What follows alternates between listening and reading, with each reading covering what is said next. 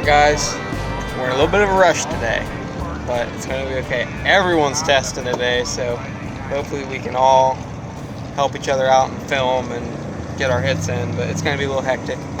Got the Nova here, got the Falcon here, got the Dart, got the Malibu. I think Rob's bringing his car. But yeah, we're here at Trails today. Friday night test and tune. We got pacemakers, no prep tomorrow. We're getting ready for this week. Billy took his car to 10 Soldiers and got a new anti-roll bar put in, so it's looking a lot better. It should be the straightest it's ever been now. So we're gonna test that, and then this week Rob and Kenny were looking over my car. They found 3 different boost leaks on my car this week. So, and I knew for a couple months now, I've been trying to tell Billy, I just can't get a good 60 foot out of the car, leaving it like 4,500 RPM on 10 pounds, and it's going like 130s, 135, 60 foot, and that's all it's got. Like, we can remember when we were at the pad at the start of the year with this engine, when we freshened it up, and Billy raced Peterbomb, we had that tune up and compared it to what we were racing at KD, and like, it was 2/10, 3/10 slow, just all over the place. And I've kind of noticed that it hasn't been popping on the trans brake as much lately, like shooting flames and stuff. And you know, we were kind of thinking it was just, you know, summertime bad air, but all the other turbo cars are shooting flames. So, but anyways, we got all the boost leaks fixed, and I put it on the brake the other day, and it sounds nasty. It's definitely going to make way more power than it was. We're probably only going to get 1 hit today. Hopefully we make it good. I just want to make sure the car's going straight, and I'm trying to get a decent teen to low 20 tune up for pacemakers tomorrow. So that's the plan.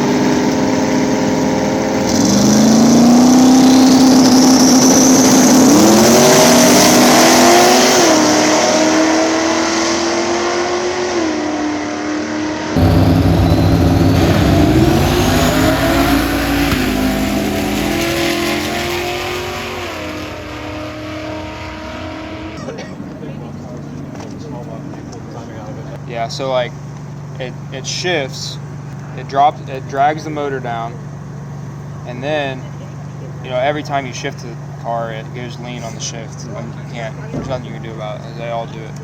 So like, it shifts, it goes 4 or 5 air fuel, drags the motor down, and then it tries to add a bunch of fuel back to compensate for the lean spike on the shift, and it goes back to like 3.5. And that would be the pop out of the exhaust, because the exhaust. It went like lean to rich real fast on the shift, and I think if I had shifted it higher, I don't think it would have not liked it as bad.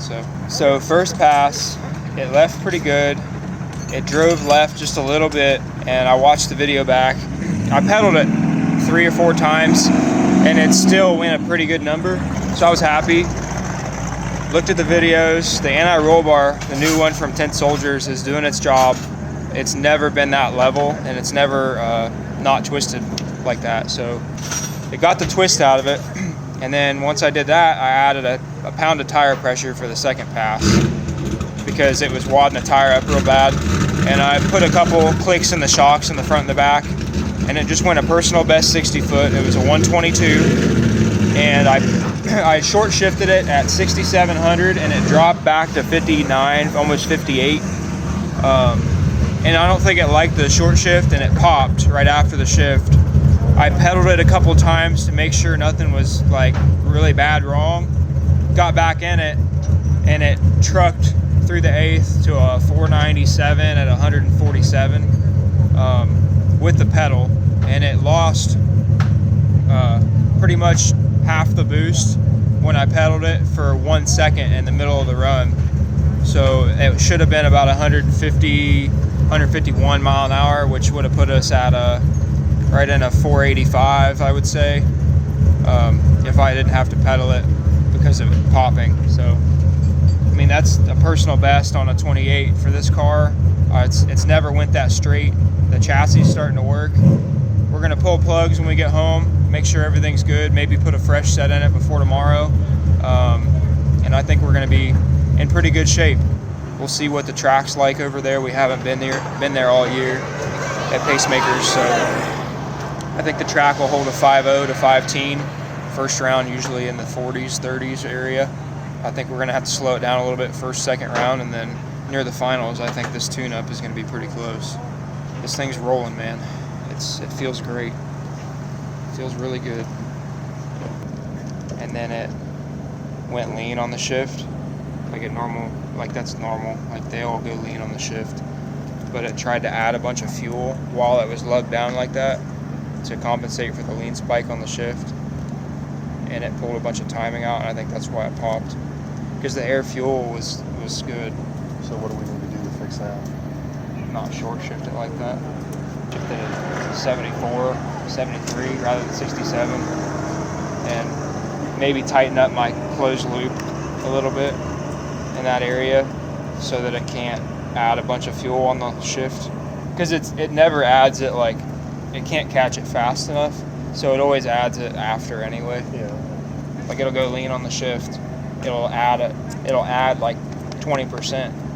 All right, guys. So it was a rough day for me today.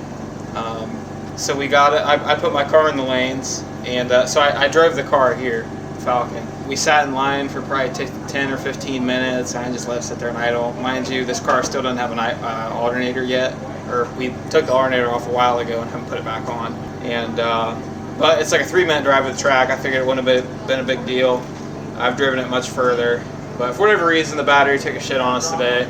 So I was sitting there in the lanes, go to fire it up, nothing. So I had to push it out of the lanes and then go get a generator, try and charge it up. Wouldn't take a charge. So Kenny ran home and grabbed Billy's 16-volt battery out of his truck, put the 16-volt in, and then realized the starter took a shit. So Eric, Kenny, and Rob all helped. They fixed the starter. We ended up getting to make our pass, and I can definitely tell the bar angles are way different, and it's better. It feels better. It felt way more stable down track, and it didn't feel like it separated in like 0.1 seconds, which is what it usually does. And because we set it up to squat a little more now. I'm not sure what the percentages are. I'd have to ask Billy, but think it was 180, and now it's like 140 or 120. I can't remember, but it is a lot softer on the hit and way more stable on the bumps on the track.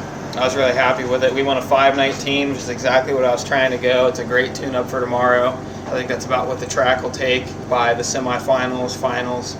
So we're in good shape now. Just a little bit of a rough day. But everybody, Allison got to make 2 hits. Billy got to make 2 hits. There's tons of cars here. It was hectic. And we need another camera person because... Okay. Well, Vicky stepped up and filmed my last pass. Yep. Mom stepped up with a big camera and helped out, but it's getting hard, man. It's really getting hard when Allison's trying to race. Usually she's the one filming us, and we need another camera person. So it's just a hectic, rough day, but wasn't a waste of a day. Yeah. So bear with us while we figure this out. Yeah. Well, I guess we're gonna go home and get Texas Roadhouse before they close, and I guess we're ready for tomorrow.